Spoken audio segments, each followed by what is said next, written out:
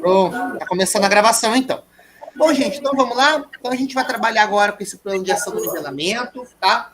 Hoje é dia 9/9. O assunto são as navegações, né? Professor, mas por que está escrito aí as navegações e não está escrito grandes navegações? Porque é o mesmo significado, tá, gente? Alguns autores, eles chamam, falam, eles se referem a essa situação como grandes navegações, e outros autores colocam como as navegações dos séculos XV e séculos XVI, tá?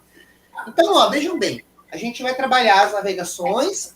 Olha aí o pecinho: contatos, interações e consequências do encontro entre europeus e nativos africanos, americanos e asiáticos.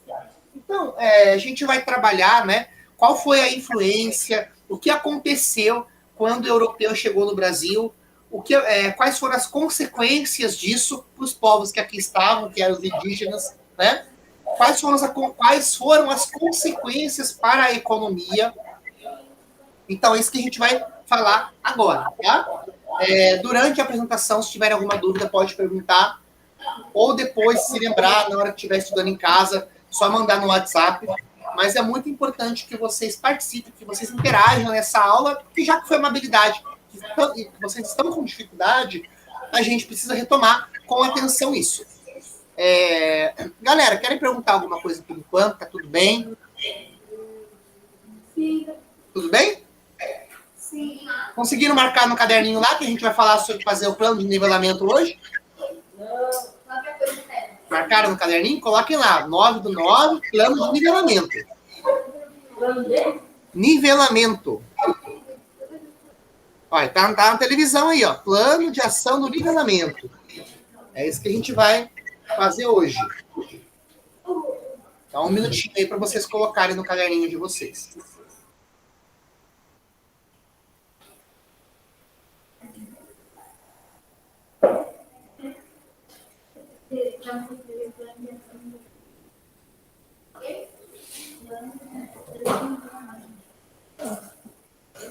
Peraí.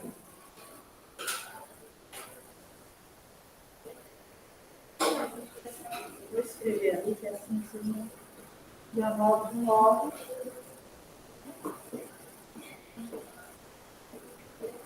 Plano de nivelamento. Estou escrevendo aqui na lousa, tá, professor? Tá, obrigado, professora Adriana. Certinho? É importante que vocês tenham no caderno essa informação, gente, porque assim, no dia, hoje a gente sabe que a gente trabalhou, né? Só que daqui uma semana, 15 dias, a gente esquece, é normal. Então tem que ter anotado para conseguir pegar, né, essa informação. É a mesma coisa, eu não sei como é que está funcionando aí, é a mesma coisa a agenda do professor, né? Você vai lá, você olha o que o professor vai trabalhar. A gente tem a nossa agenda, porque a gente acaba se perdendo, né? Então, gente, se vocês não tiverem esse costume, daqui para frente, na hora do almoço, algum tempinho, vai lá onde tem a agenda dos professores e dá uma olhada. Né? Ó, o professor vai trabalhar hoje em história as grandes navegações. Olha, a professora vai trabalhar hoje em matemática, matrizes. Então é bacana também, né? A gente conseguir fazer esse acompanhamento, essa troca. Tá bom, gente? Tudo bem? Conseguiram anotar aí? Peraí. Beleza, tranquilo. Vou anotando aqui na lousa para eles poderem anotar no caderno.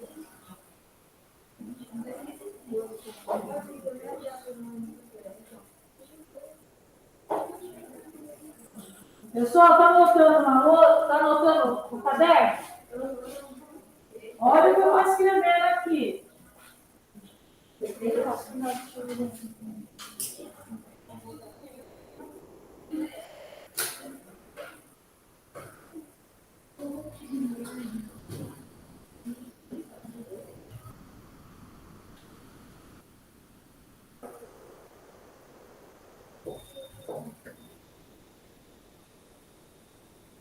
o professor perguntar, o tema do nivelamento é esse aqui, ó.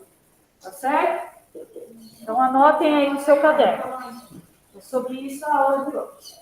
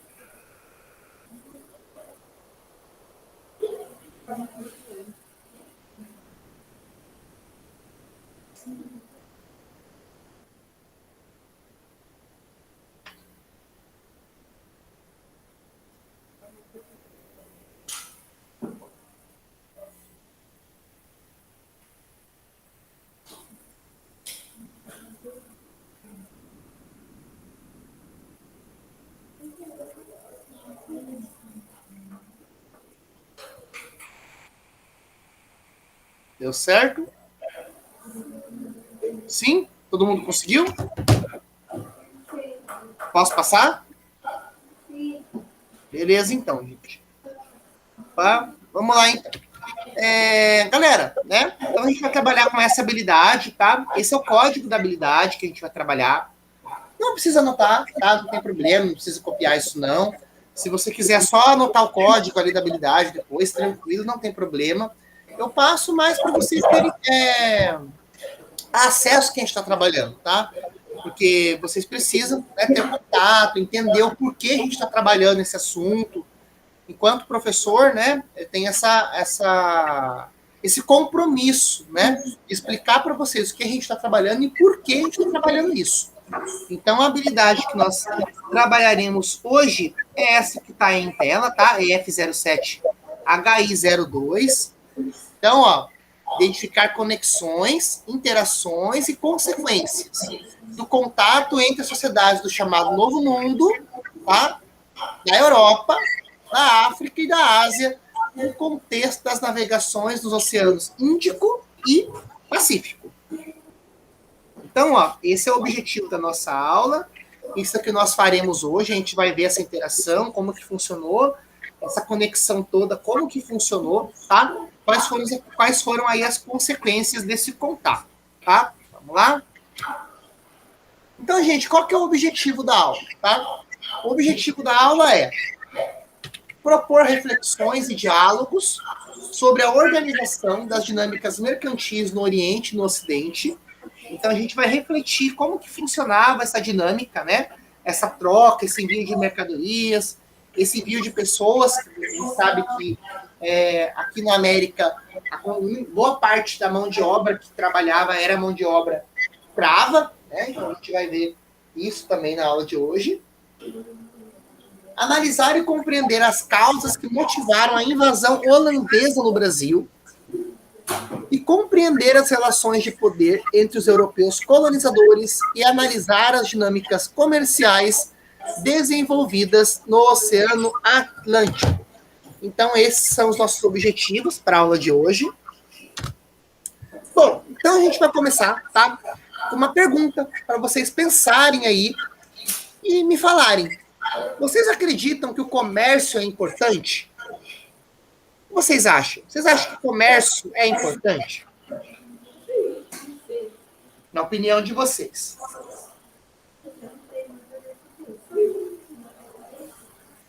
Pensem aí. O comércio é importante?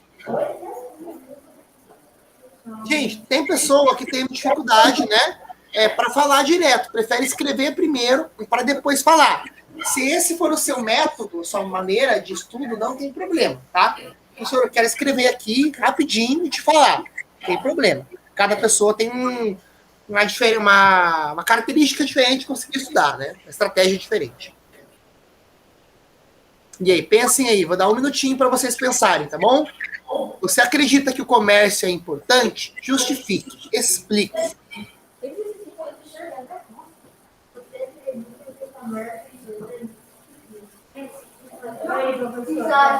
Falei para vocês chegarem mais perto. Que os povos aí, professor, já falou que sabe aqui, ó. Pode falar. Acabou de falar de novo, tá com vergonha de falar. Que os povos ganham dinheiro. Dinheiro? Beleza. Então, o colega falou que o comércio é importante para gerar. Isso é uma cifra, né? Para gerar dinheiro. E aí, quem mais? Por que o comércio é importante? Você acha que o comércio é importante? Se sim, explique. E se você acha que o comércio também não é importante, também explique por que não. Lá, gente, nós vamos ficar falando. Cada um faz a sua resposta. Sem conversar, gente. É cada um fazendo o seu. Os três aí, por favor. Vamos lá?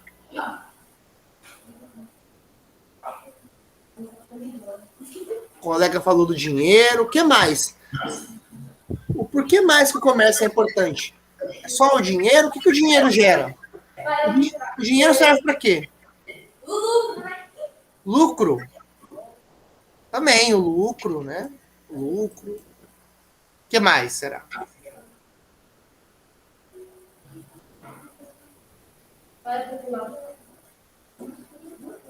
Porque sem o comércio não teria trabalho?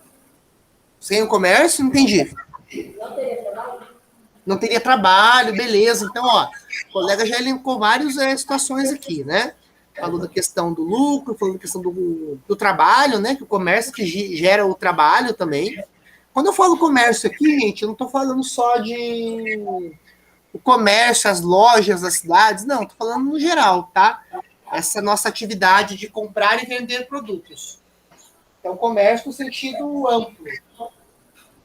Beleza, então nós temos aí dois importantes argumentos, né, que os colegas utilizaram. Falaram do dinheiro, gerar dinheiro, e o outro falou do lucro, tá? Alguém sabe o que é o lucro? O que é lucro? Mas o que é o lucro? O que é o lucro? Você ganhar?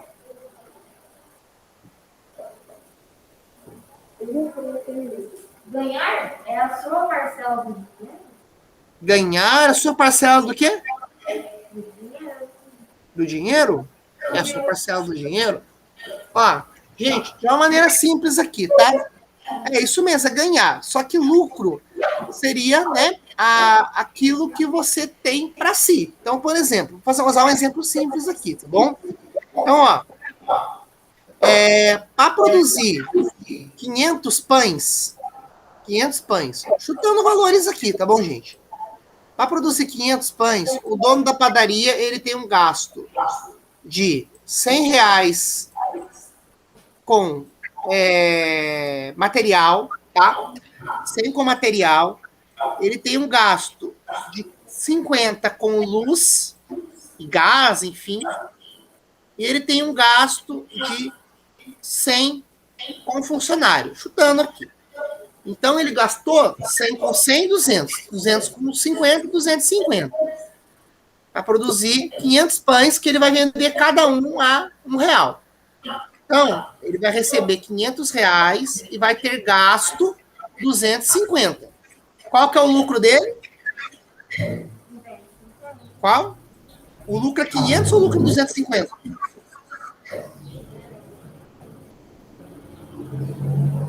O lucro é aquilo que sobra para você depois que você tira todos os custos que você teve. Isso é o lucro, tá? O lucro, 250. Então, por exemplo, quando você pega ali, né, a menina que revende Mary Kay, por exemplo, né, que é maquiagem, Mary Kay. Então, ela tem um catálogo ali. O produto custa, sei lá, você compra ali uma base, custa R$200, tá? Chutando. Desses R$200, ela vai ter um lucro que é a comissão. Os R$200 não são dela, o valor total, né? Então, o lucro é uma parte que sobra para você daquele comércio que você está fazendo. Bom, aquela atividade que você está desempenhando ali. Isso é lucro. Deu para entender lucro? Beleza. Então, vocês falaram, né, que o comércio é importante para gerar lucro e para gerar também empregos, dinheiro. Bom, então aqui nós temos... por que a gente está falando disso? Porque a gente vai falar agora do desenvolvimento do comércio, tá? Esse momento que nós estamos estudando da história, né, é o período que marca na economia o surgimento do comércio. Então, o que nós temos de comércio, ou seja, essa troca de produtos, essa venda por dinheiro, começa a surgir nesse momento aqui, tá?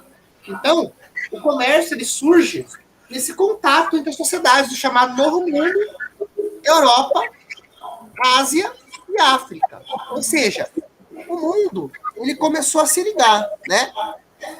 Europa, Ásia e África. Então, é para esse mundo que surge agora maior do que era antes, né? Porque até então o conceito de mundo, a explicação de mundo para eles não tinha aqui a América, que foi chamada de Novo Mundo, tá, gente? Sempre que vocês ouvirem falar de Novo Mundo, eu estou falando da América. E para eles não existia esse Novo Mundo aqui, antes das navegações. Então, o comércio ele começa a surgir a partir daqui. Então, começa a ter a importância, a necessidade de você ter uma moeda, né? De você desenvolver uma forma de permitir que essas trocas aconteçam com mais facilidade. Então, a partir daqui, começa a se pensar numa maneira de fazer isso. Daí a gente vai chegar no que a gente tem hoje em dia como moeda, né? Moeda é o dinheiro. Então, você tem aqui, você trabalha, você, né, faz comércio, você vende e você recebe um valor em moeda, tá? Em real. No nosso caso, a nossa moeda é o BRL, né? A sigla dela é BRL, tá, gente? Brasil Reais. Então, enfim, você recebe em reais, né, aqui no Brasil. Nós temos o dólar também, que é o USD. O fato é que você recebe em dinheiro, tá? Isso aqui começou a surgir a partir das navegações, das grandes navegações. É o início do desenvolvimento do comércio. Então, olha aqui, ó, qual que é o contexto disso? O contexto das navegações nos oceanos Atlântico, Índico e Pacífico. Então, ó, o que é importante que vocês entendam nesse primeiro momento aqui? O comércio, ele começa a se desenvolver a partir das grandes navegações, que foi o descobrimento aí da América, né, dos novos territórios, tá? Isso é muito importante que vocês peguem nesse momento, tá? O comércio começa a se desenvolver a partir do surgimento, a partir do contato do europeu com esse novo mundo, que a gente vai ver o que ele era agora, esse novo mundo aqui, tá? Então, olha lá, o contexto das navegações nos oceanos Atlântico, Índico e Pacífico. Então, quando eu falo navegações, é a mesma coisa também de grandes navegações, tá? Alguns autores, eles vão chamar de grandes navegações e outros vão chamar de navegações, tá? Então, não tem diferença também. Bom, galera, eu vou passar para vocês agora um videozinho de 5 minutos, é bem bacana, eu consegui selecionar ele no YouTube, e ele é um resuminho das grandes navegações, tá? A gente vai assistir ele com bastante calma, e a gente vai continuar a aula com base nele, tá? Eu vou compartilhar aqui, deixa eu ver se eu consigo compartilhar ele direto aqui para vocês, senão eu vou pedir para a professora clicar no link no chat. Vou tentar primeiro compartilhar aqui, que daí já sai na gravação também. É melhor para o aluno ficar em casa. Pode mandar, professor. Posso mandar? Pode. Deixa eu só parar a minha apresentação para conseguir mandar.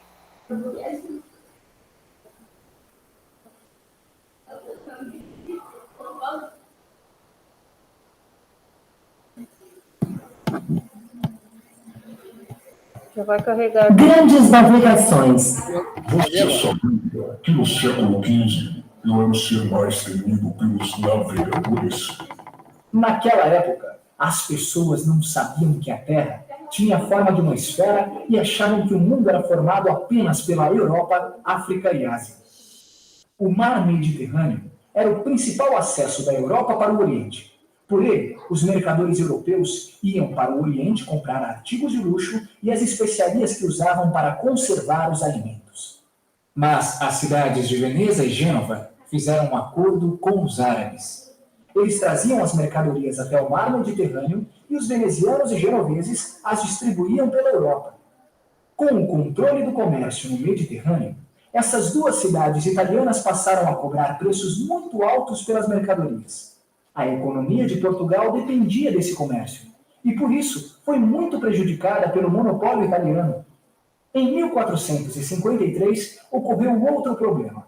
O Império Otomano tomou Constantinopla e fechou a passagem pelo Bósforo, proibindo o acesso à Índia e à China.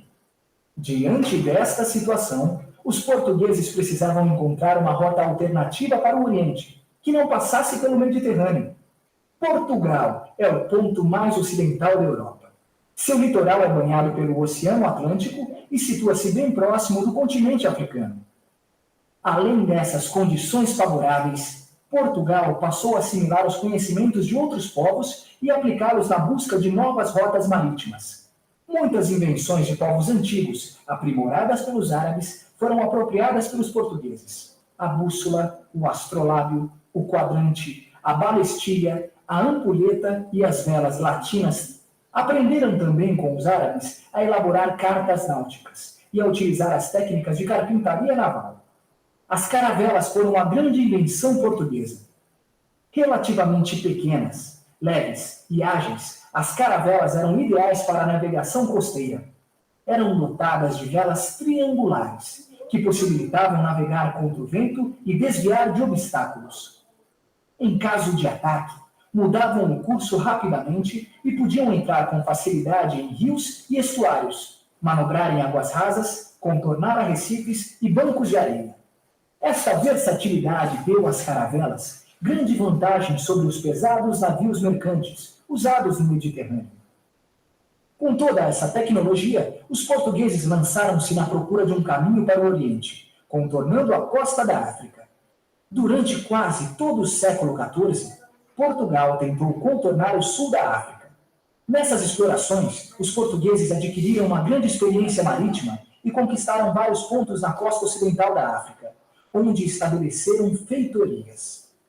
Essas conquistas garantiram a Portugal a comercialização de arroz, peixe seco, sal, tecidos de algodão, ferro, cobre, malagueta, noz de cola, marfim, ouro e escravos.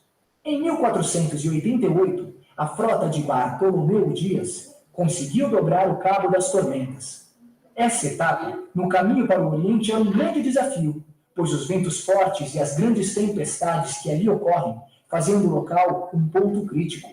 Quando o cabo foi ultrapassado, Dom João II mudou seu nome para Cabo da Boa Esperança, pois sua travessia comprovava que o Oceano Atlântico e o Índico se ligavam. Aumentavam, assim, as esperanças de os portugueses chegarem ao Oriente, contornando a África. Finalmente, no ano de 1498, Vasco da Gama conseguiu chegar às Índias, contornando o continente africano, e Portugal adquiriu o monopólio do comércio das especiarias. Depois do retorno de Vasco da Gama, uma grande expedição foi organizada. Seu comandante, Pedro Álvares Cabral, tinha a missão de negociar acordos comerciais com os mercadores orientais. Durante a viagem, para escapar das zonas de calmaria, Cabral ordena que as embarcações façam uma rota mais a sudoeste, mas o desvio foi tão grande que a frota atravessou o Atlântico, encontrando novas terras no meio do caminho. Dias depois, a frota de Cabral retoma o caminho para as Índias. Há algum tempo, os historiadores contestam esta versão. Segundo eles, o governo português já tinha conhecimento da existência de terras a oeste. Portanto, o desvio da frota de Cabral pode ter sido planejado para que encontrasse as terras que mais tarde foram chamadas de Brasil.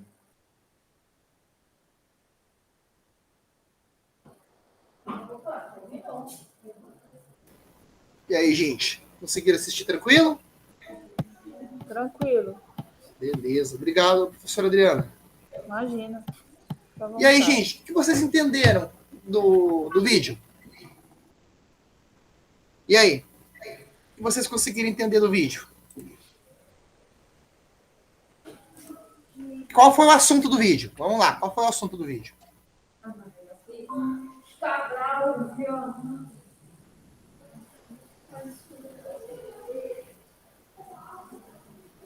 Como descobriu o Brasil? Oi? Como foi para descobrir o Brasil? Navegação. Isso. das grandes navegações, explicou os motivos, não explicou?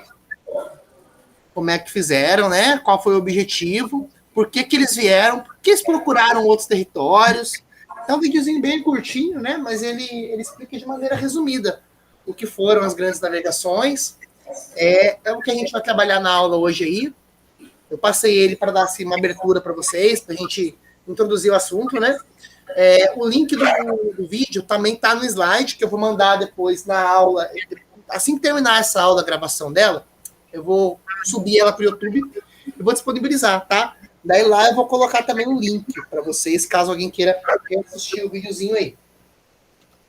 Bom, gente, então, ó, esse aqui é um mapa mostrando, né, o que foram as grandes navegações, né? Aonde que essas caravelas iam, de ponta a ponta, onde que elas iam.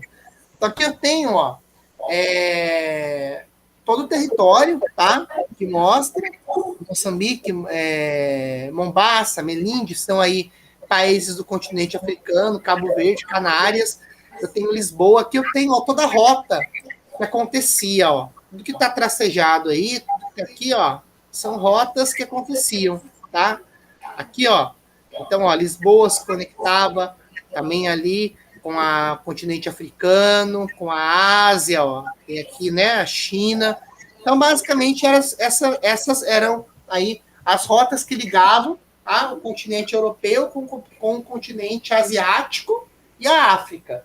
Observe que esse mapa aqui, dessas rotas, eu não tenho, tá, a América, porque aqui, o nome dessas rotas que eu tô tendo aqui, ó, era o chamado Caminho das Índias, tá? Caminho das Índias. Esses eram os Caminhos das Índias. Então, ó, basicamente, por que chamava-se de Caminho das Índias? Porque era a ligação da Europa lá para a Índia. Ó, aqui, ó. Esse aqui é o território que pertence à Índia, tá? Por isso que chamava Caminho das Índias, porque era a ligação da Europa para as Índias. Bom, logo, Caminho das Índias.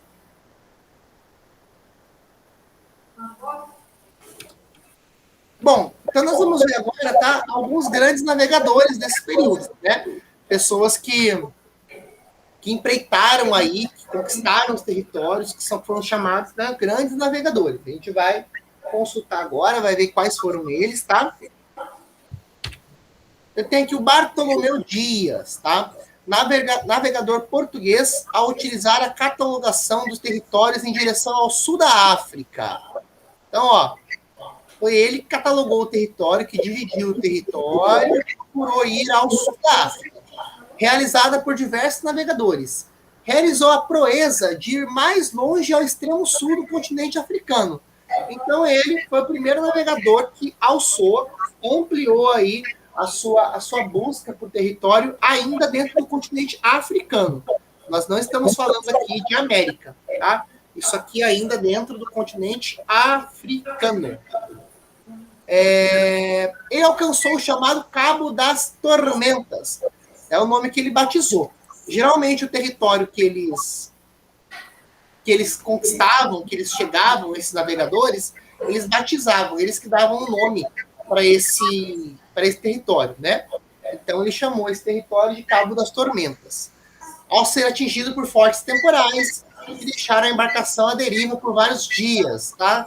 Então, né, naquela época, como não se tinha tecnologia, essas tempestades, elas, assim, era mais difícil de você conseguir prevê-las. Hoje em dia, não. O navio ele tem todo um aparato tecnológico, conexão com satélite. Então, eu consigo saber, né, se tem previsto alguma tormenta, algum ciclone, e já prevê até mesmo trocar a rota. Porque naquela época não era possível. Essa tecnologia não tinha avançado tanto ainda. Então, aqui, esse é um dos grandes navegadores. Quem eram grandes navegadores? Na verdade, eram grandes marinheiros, tá? Eram pessoas que tinham investimento do governo português, no caso. Então, esse cara aqui, por exemplo, ele conseguiu ter toda essa empreita de conseguir buscar novos territórios na África, porque teve capital português, tá? Investimento do governo português. Então, é assim que funcionava, tá? Tudo isso aqui era financiado com o dinheiro da coroa, ou de Portugal, ou da Espanha, no caso se for a Espanha, ou da Holanda. Só que isso aqui era financiado pelo Estado, tá? O Estado financiava, o Estado que bancava tudo isso aqui, tá? Bom, então nós vimos aí o Bartolomeu Dias, que é o primeiro, tá? Lembrando, ó, nós estamos falando ainda desse caminho das Índias aqui, ó. Nós não estamos falando ainda do contato com a América, tá? Estamos falando do contato da Europa com a África, da Europa com a Índia, tá? Esse contato já gerou também uma troca cultural, porque eu vou de um lado para o outro, de um país para o outro, de um continente para o outro. Eu levo a minha cultura, eu levo meus costumes, mas também eu sou influenciado pelos costumes daquele local, né? Eu levo aí os produtos que eu gosto de comer, as frutas, né, os temperos, e também sou influenciado por esses povos. É assim que acontece, tá? Sempre é assim que isso se desenrola, é assim que isso acontece. Bom, gente, por enquanto, alguma pergunta? Alguém quer falar algo? Não? Então, beleza. Então, ó, agora é 9h15. Daqui a pouquinho vai bater o sinal para o intervalo. Tem que aguardar na sala bater o sinal, tá? E na retomada, na continuação da aula, assim que a gente retomar, a gente vai continuar falando dessas grandes navegações, agora com foco na América. Bom, a gente vai ver aí depois do intervalo o Vasco da Gama. Beleza, gente? Tranquilo?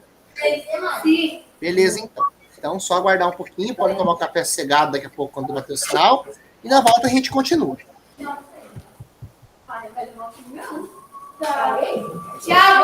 Tchau, até daqui a pouco.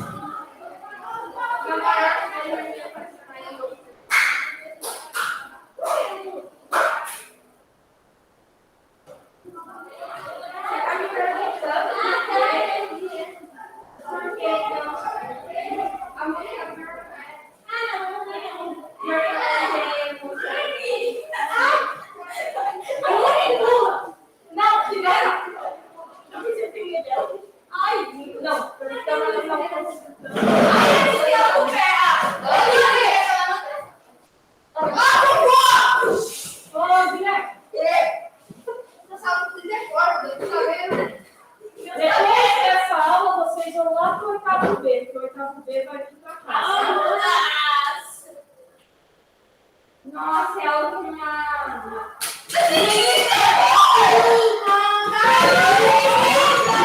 Não, Felipe, eu errei. Eu vi.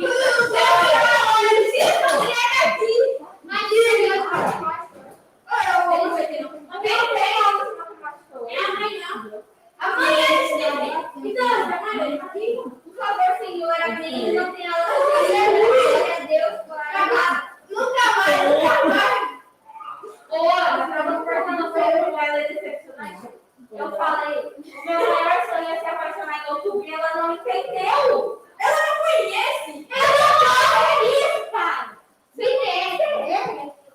Não foi nada. Não, foi isso.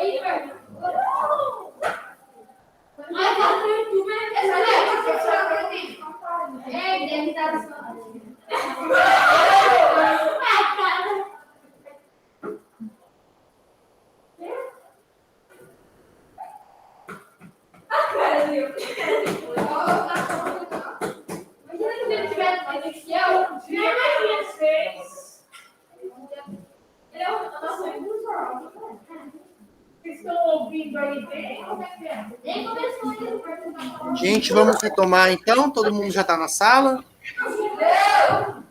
Tá faltando alguém para entrar ainda?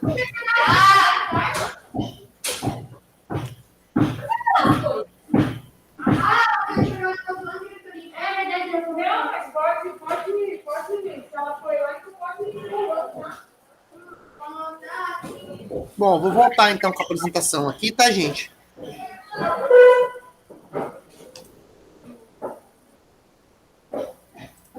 Deixa eu compartilhar minha tela. Vamos lá. Vamos lá. Então, como eu falei, né, na última aula, antes do intervalo, a gente acabou de assistir o vídeo, né, de apoio. Nós vimos aí, falamos um pouquinho dos caminhos das Índias, né, que era esse contato do europeu com as Índias, né, e esse contato ele trouxe mudanças, ele influenciou a cultura tanto do europeu como a cultura também do indiano, aí com as trocas culturais, com também a questão culinária, né? Falamos aí da África também, e lembrando que nesse contexto que a gente está vendo aqui, não existe ainda o descobrimento do Novo Mundo. Falamos do Bartolomeu Dias, que foi aí um navegador português importante, né?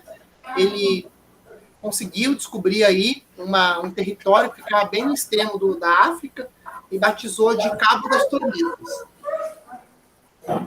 Inclusive comentou que naquela época não se tinha toda a tecnologia que nós temos hoje em dia, que facilita muitas navegações, né?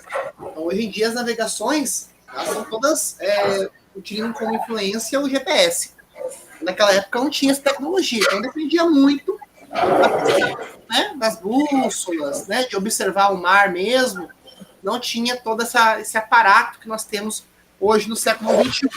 Então, tinha tecnologia, mas era uma tecnologia limitada, era uma tecnologia que não permitia, né, o avanço que nós temos hoje. Então, esse foi o assunto que a gente falou até, né, antes do nosso intervalo. A gente vai dar sequência agora. A gente vai ver o Vasco da Gama. O Vasco da Gama, acho que muitos já ouviram falar dele, né?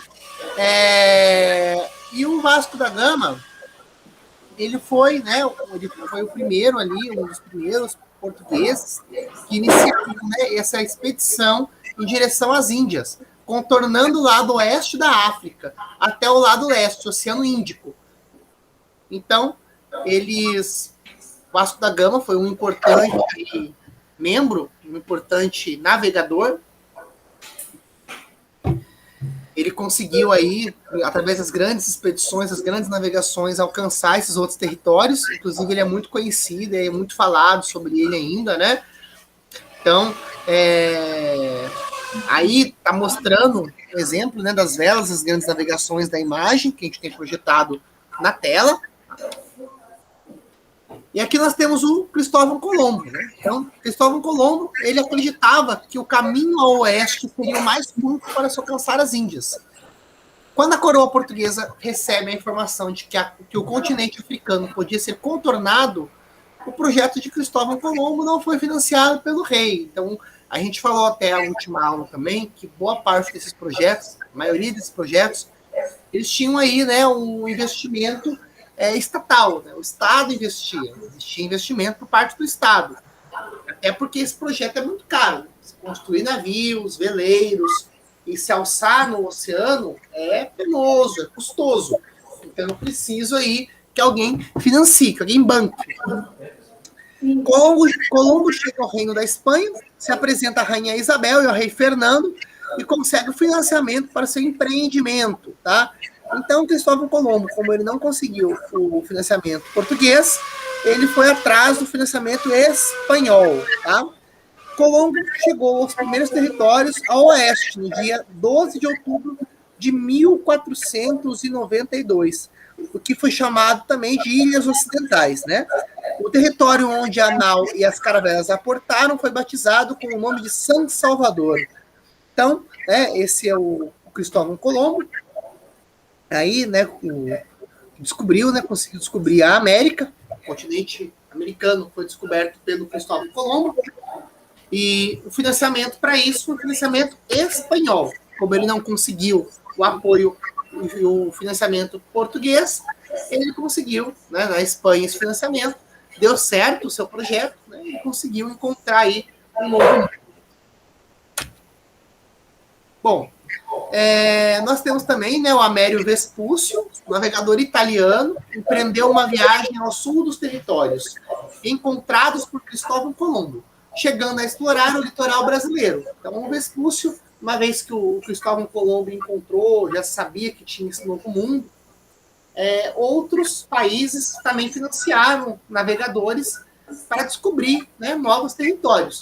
E logo após aí, a gente tem o Américo Vespúcio, que conseguiu explorar, inclusive, uma parte do litoral do nosso país.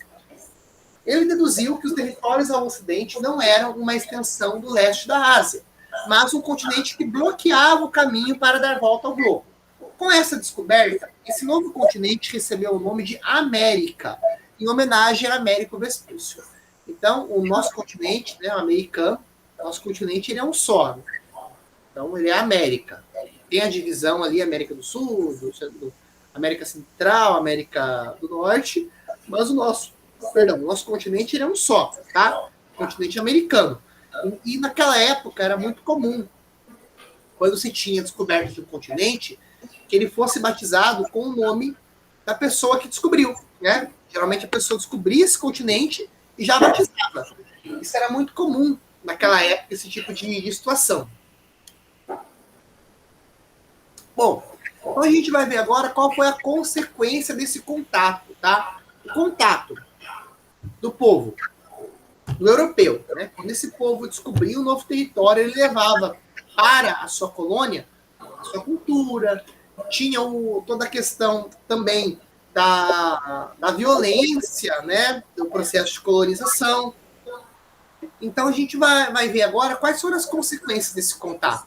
O contato do europeu com o nativo gerou qual consequência? Será que ainda hoje nós vivemos essas consequências? Gente, então, mais uma vez, sempre que vocês ouvirem falar de Novo Mundo, eu estou falando da América, tá? Até então, não sabia-se que existia vida além da Europa, a África, e a Índia. Então, não sabia que existia vida depois dessa parte aí. Então, a América, ela foi batizada, ela também é chamada pelos historiadores de Novo Mundo. Bom, então, em 22 de abril de 1500, a expedição portuguesa, que estava Pedro Álvaro Cabral, aportou nas terras litorâneas do sul da América, que receberam o nome de Terra de Vera Cruz. Então, o nosso país, né, quando ele foi descoberto pelos portugueses, ele teve esse nome aí, Terra de Vera Cruz, que hoje em dia, né, nós temos aí, chamamos de Brasil. Mas o primeiro nome foi Terra de Vera Cruz. Isso aqui é o dia do descobrimento, tá? O dia que o Brasil foi descoberto. Então, observem bem a imagem aí, ó, que eu tenho ali, né? Chegando ali, a embarcação chegando, descobrindo. Mas eu tenho aqui várias populações que aqui já estavam. É muito importante, vou pegar uma outra cor aqui de caneta, é muito importante perceber essa situação. Nós já tínhamos aqui várias populações que aqui já estavam, tá? As populações já estavam aqui. Até aqui, um delimitado, ó. Eram populações que já estavam aqui. Eu tenho contato do homem branco, do homem europeu, com a população nativa. Tá? A população nativa são, né, os indígenas. Então, tem outros nomes também. Pode acontecer de você pegar um texto, está escrito silvícola. Tá? Alguns autores, eles chamam a população nativa de silvícola. É a mesma coisa, silvícola, indígena. Tá? Hoje em dia, não muito comum, mas em alguns livros ainda você encontra. Tá? Hoje, por uma questão mais étnica mesmo, no respeito étnico, você não encontra tanto essa conceituação. Mas, uma vez ou outra, ainda você acha ali, se depara com os selvagens. Tá? Não é muito comum encontrar isso, mas pode acontecer de algum tipo de avaliação ter essa nomenclatura. Então, você já consegue associar. Se eu falar selvagem, eu estou falando ali do indígena, da população nativa. Tá? Então, são o que a gente chama também de sinônimos. Né? Bom, então aqui eu tenho essa questão, né, da chegada do europeu aqui na América. É importante perceber, sempre olhar isso aqui com um olhar cultural, que a gente vai fazer agora. A gente vai perceber, vai tentar entender qual foi a influência da chegada do europeu para a cultura dos povos que aqui estavam. Vamos lá? Vou pegar uma citação aqui, um textinho, tá? É do Vasconcelos, Simão de Vasconcelos. Fala assim: todas essas nações de gentes, falando em geral, seguem sua gentilidade. São feras, selvagens, montanhesas e desumanas. Vivem ao som da natureza, nem seguem fé, nem lei, nem rei. Então, ó, olha a maneira, né, como que o povo nativo ele era visto pelo europeu. Nós tínhamos nesse momento aqui, nós ainda temos, né, mas tentando dar um foco para esse momento cultural que nós estamos falando, né, esse tempo histórico que nós estamos falando, esse contexto histórico, uma coisa chamada eurocentrismo, tá? Eu já comentei com vocês também nas aulas anteriores aí, tá? Então, o que é o eurocentrismo? O eurocentrismo é toda a cultura que eu tenho, a Europa no centro, por isso que é eurocentrismo. Eurocentrismo. Eu tenho a Europa no centro. Então, tudo aquilo, todo aquele costume, toda aquela fé, toda aquela cultura que diverge do que a Europa tem como correto, eu vou tratar como bárbaro, como ruim, como errado. Então, quando o europeu chegou com essa mentalidade, né, eurocêntrica, e viu, né, o pessoal aí com hábitos diferentes, eles tinham sim sua cultura. A cultura que o indígena tinha Era uma cultura, era um costume. Só que era um costume que destoava do costume europeu. Ele ia muito longe daquele costume que o europeu tinha. Então, o que aconteceu? Aconteceu um choque, né? O que a gente chama também de choque cultural. Porque o europeu chegou, ele se deparou com uma realidade muito diferente daquilo que ele estava acostumado. Então, olha como que ele se refere aos indígenas. Eu vou até grifar aqui, tá? Que é muito importante pegar essa parte. Como é que ele se refere aos indígenas, ó? São feras selvagens, montanhesas e desumanas, tá? Parecem mais brutos em pé que humanos racionais. Então, né, a gente vai, nesse momento também, tem toda uma influência da questão na Europa, naquele momento, a gente vai ter aí uma influência da questão do eurocentrismo voltada para a questão social. Então, acreditava-se que a cultura do homem branco era superior, a cultura do homem branco ela era mais evoluída, a cultura do europeu era mais evoluída, era melhor, e todas as outras culturas eram inferiores. O que um pouquinho mais para frente a gente vai ter aí com o Herbert Spencer a teoria do darwinismo social, tá? Aí influenciado também por Darwin. Mas o que acontece? O que a gente tem nessa situação, nesse contexto, é que a cultura que o povo nativo tinha aqui, ela era desconsiderada, tá? Era totalmente desconsiderada, sendo valorada toda uma cultura europeia.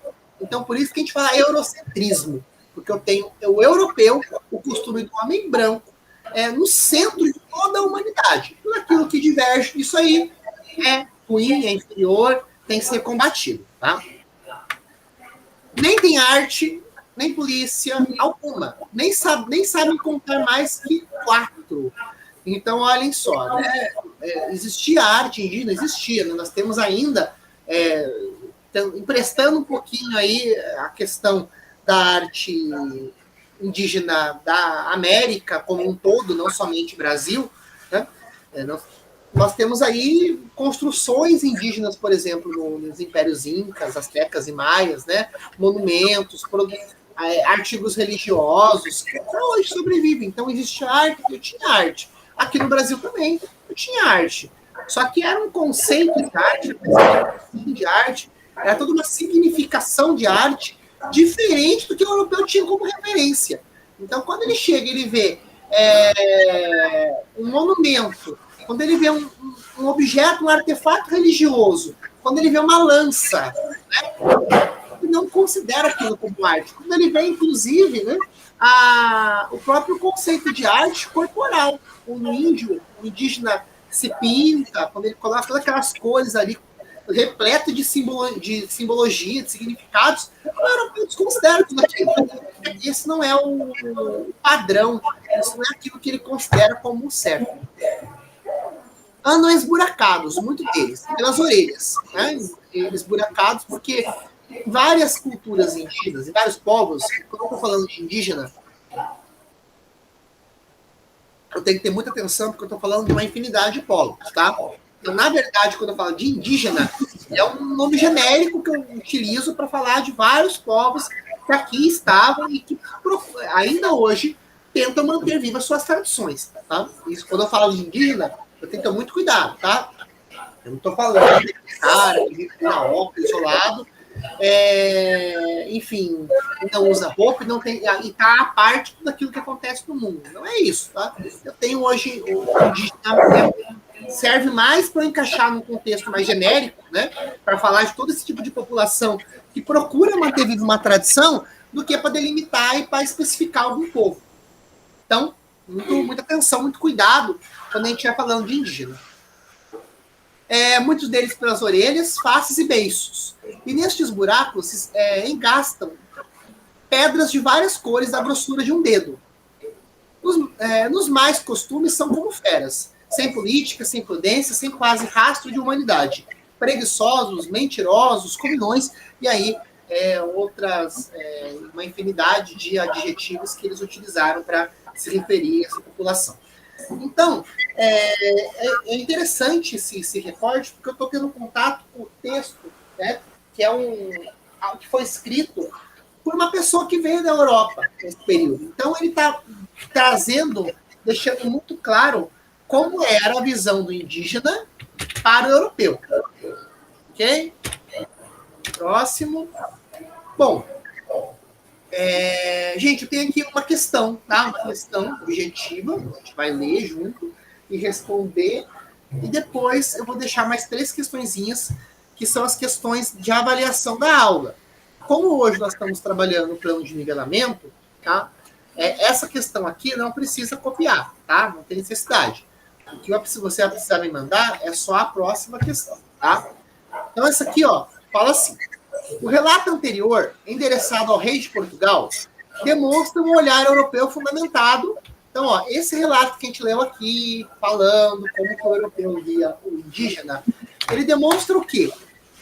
Ele demonstra, no conceito eurocêntrico de modernidade, que centraliza a Europa como modelo de civilização e que via nos povos conquistados um exemplo real de inferioridade cultural, que a gente falou, né?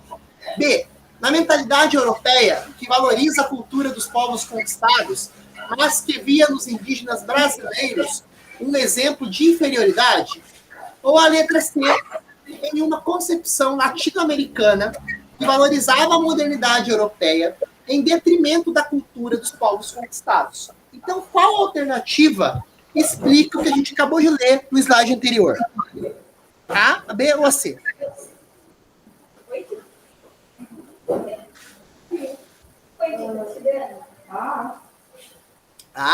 Para A, né? Vamos ver A. Ó, no conceito eurocêntrico, a gente acabou de falar, né? Eurocentrismo, Europa no centro, ó. O conceito eurocêntrico de modernidade que centraliza a Europa como modelo de civilização. É isso mesmo que ele falou, né? Na verdade, toda a ideia que foi passada na carta endereçada ao rei de Portugal está colocando a Europa no centro da civilização. E que via nos povos conquistados um exemplo real de inferioridade cultural. Então é isso mesmo, certinha a questão A, tá? Então, eu tinha a Europa no centro, costume europeu como correto, e como inferior, todo costume que era diferente desse. Ô, professor, qual que é? Oi? Eu vou copiar isso aí. Eu vou copiar as perguntas. Não, essa pergunta aqui não precisa por enquanto, não. Só a próxima, tá? Então, gente, ó, correta aí, alternativa A, tá? Ô, professor, é pra marcar X? Não, isso aqui eu só tô marcando aqui para conseguir acompanhar junto com vocês, mas não tem problema, vocês marcar não. Gente, aqui, ó, eu tenho, tá? Esse gráfico, é interessante trabalhar com esse gráfico, porque ele está mostrando a demografia da população indígena. Olha aqui a quantidade de indígena que eu tinha no ano de 1500, tá? Eu tinha 100%, né, a população indígena. 70 anos após foi diminuindo, ó. Olha aqui. Hoje, aqui, o dado mais recente que eu tenho, esse gráfico é 2010. Em 2010, eu tinha, né, apenas 272 mil indígenas aqui, tá? No nosso litoral. No interior, mais 545 mil, o total 817 mil. Então, em 2010, a população de indígena é de 0,26%. Então, tem aí uma perseguição muito grande a esse povo, né? O povo indígena, ele ainda precisa manter viva a sua tradição, e muitos lutam para isso. Esse gráfico aqui é bacana, né? Assim, é triste, mas importante a reflexão sobre ele, ó, porque eu tenho a população indígena aqui, ó, reduzindo-se ao longo da história, né? Olha aqui, ó. Só analisar ele com calma que você vê que tanto no litoral como no interior eu tenho a diminuição da população indígena, tá? É interessante também ver nesse gráfico que a partir de 1957, se parar para ver, até o ano de 2000, né, eu tenho aí menos indígenas ainda mapeados, né? E 2000 para cá eu tenho um crescimento. Isso aí pode se explicar também pelo surgimento da FUNAI e pelas políticas protecionistas que tiveram aí, né, em alta em alguns anos anteriores. Mas hoje em dia população indígena ainda sofre, ainda ela tem um desafio que é manter viva a sua tradição.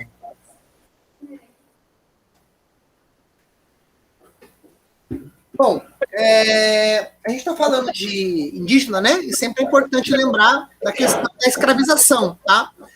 O indígena, ele não foi muito utilizado como mão de obra escrava aqui no Brasil, tá? A maioria dos escravos, a grande maioria em massa, eram negros, né?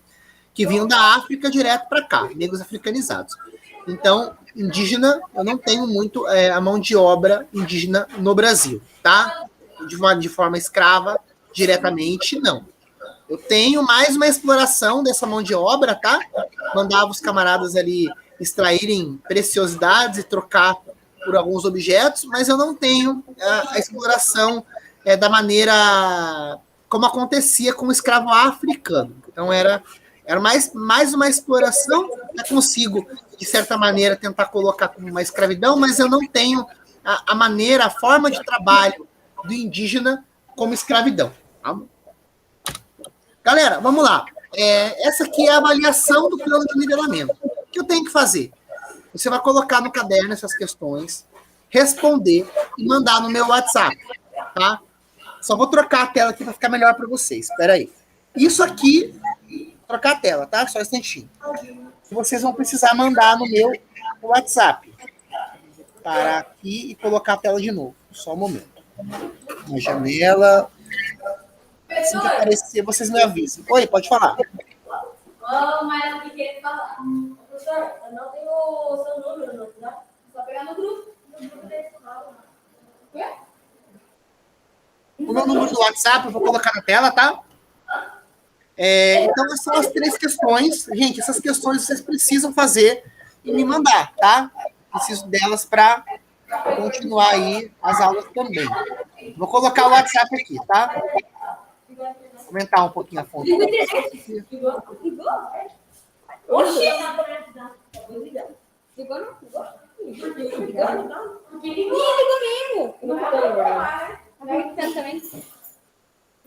Aí!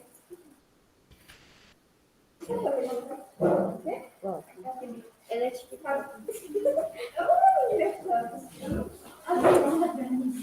Tira foto do celular do Maio. Ninguém te forçou. Com a tropa do. Isso é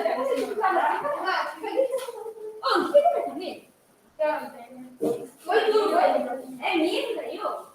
Que saiu? Meu Deus. Aí, gente, quem tirou foto, tá aí, fica um pouco mais fácil, né? Pode responder já me mandando lá no WhatsApp, tá? Tem aí ainda 15 minutinhos para fazer isso. Eu acho. Precisando com a tropa do.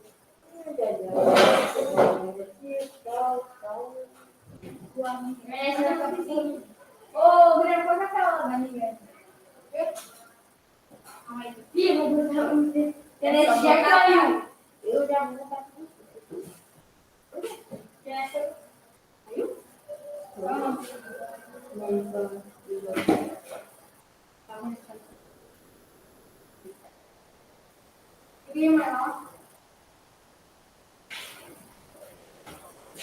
Queria tirar uma foto. Tô falando, né? Não segue, não se esqueça. Rodou? Oi? Não, pediu essa pressa. Não, mas. Ô, menina! A gente falou, ali, ó.